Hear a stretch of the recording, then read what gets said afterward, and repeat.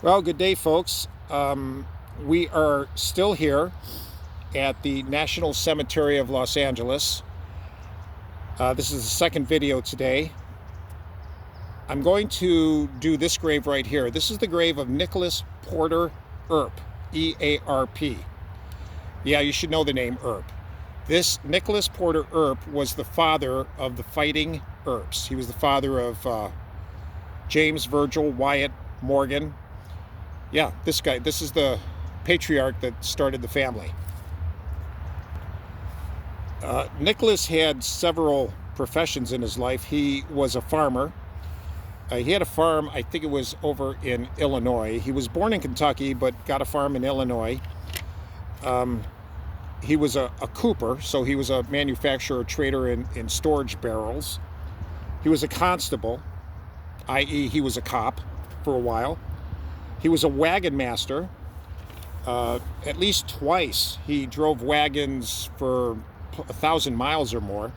He was a teacher, and unfortunately he was also a bootlegger. Now that got him in quite a heap of trouble.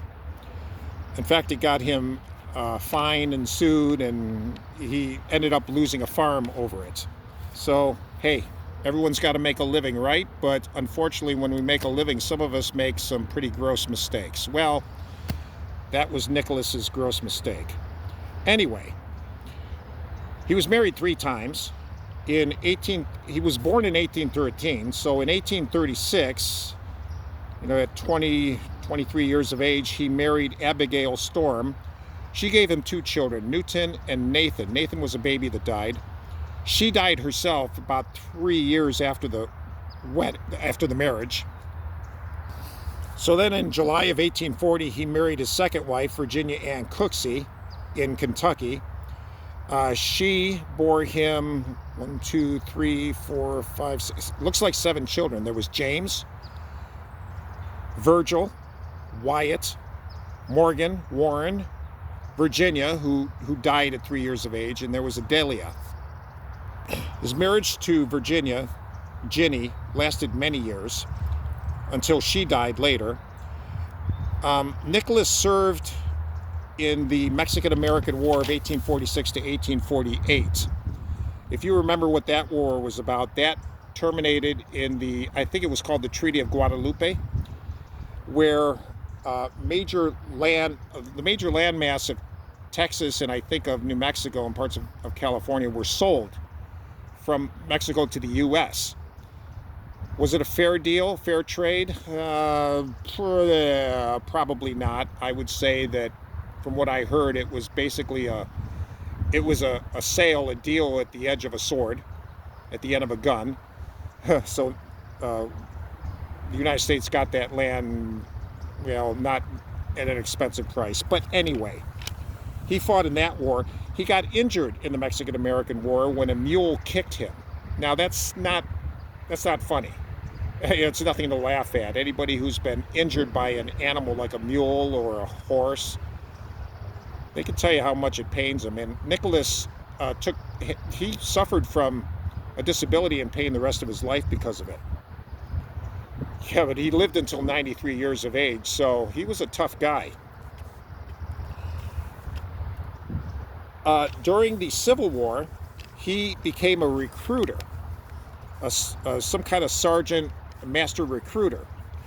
Now, his sons, Newton, James, and Virgil, were old enough to serve in the Union Army, and they did enroll in November of 1861.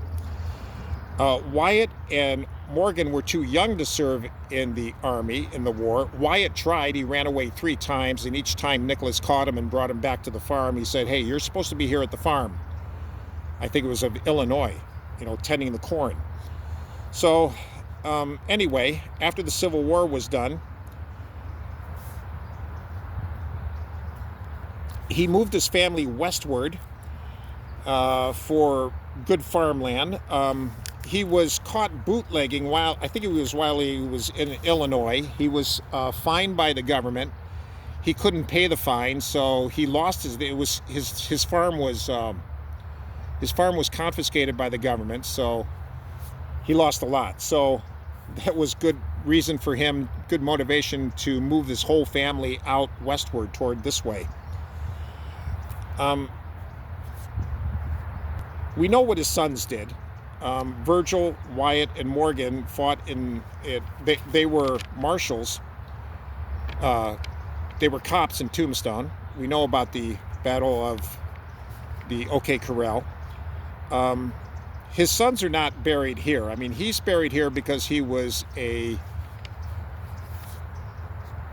veteran in the Mexican-American War. Now, this cemetery, the National Cemetery of Los Angeles, is full of war veterans.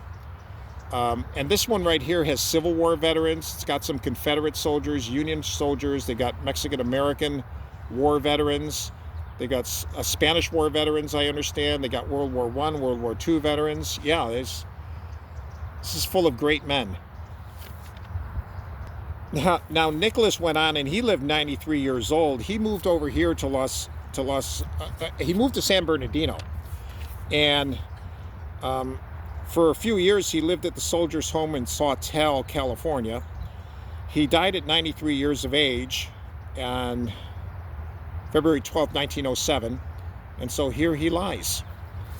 I don't know if you can read it, but his grave says Sergeant Strap Earp with the Illinois Regiment. And he served down here, it says, in the Mexican War.